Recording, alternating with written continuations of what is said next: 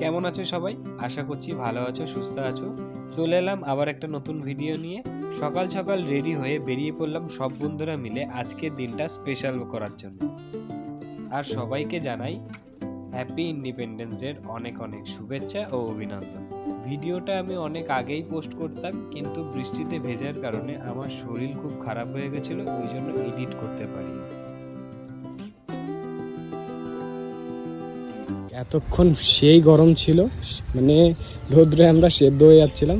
এইমাত্র বৃষ্টি হয়েছে, ওয়েদার একদম পুরো ঠান্ডা হয়ে গেছে। আর এদিক থেকে সোজা চলে যাবো আমরা ভেড়ির দিকে, যেখানে আমরা রান্না বান্না করব।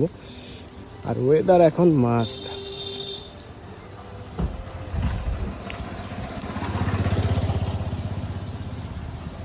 আর বলতে না বলতে আবার শুরু হয়ে গেল বৃষ্টি।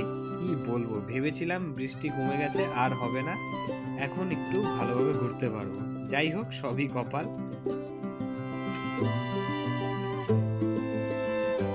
আর এটা হলো আজকের আমাদের ডেস্টিনেশন, যেখানে আমরা আজকে খাওয়া দাওয়া আর রান্না বান্না করব।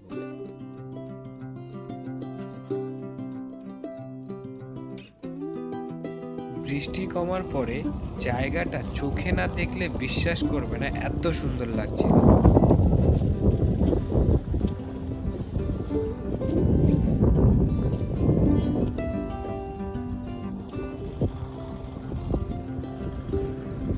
নটু কর্মকার আমাদের মাংস ধোবে।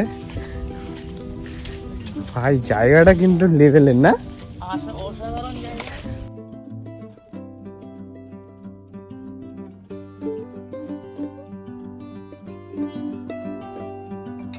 আজকে আর রোজকার মতন মাংসের রেসিপি দেখাচ্ছি না, নর্মাল কষানো হচ্ছে তাই দেখাচ্ছিলাম।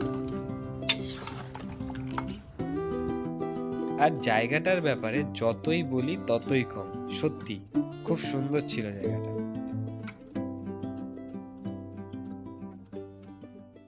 যাই হোক, তারপর আমাদের নটু কর্মকার মাংস পরিবেশন করছিল। আর আমাদের পিকনিকে সবসময় এই দায়িত্বটা ওই পায়। মিঠুন, মাংসটা খেয়ে দেখো কেমন হয়েছে। আর ঢেলিস না আমাকে। হেভি হয়েছে। কে রান্না করেছে? নটু রান্না করেছে? না, আমি আজকে রান্নার নেই। সেই রান্না করেছে, কাকা রান্না করেছে। আলু নেই তো।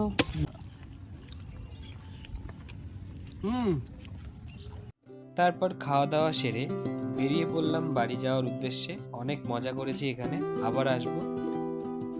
যাই হোক, আজকের ভিডিওটা আর বড় করছি না। সবাই ভালো থেকো, সুস্থ থেকো আর সঙ্গে থেকো।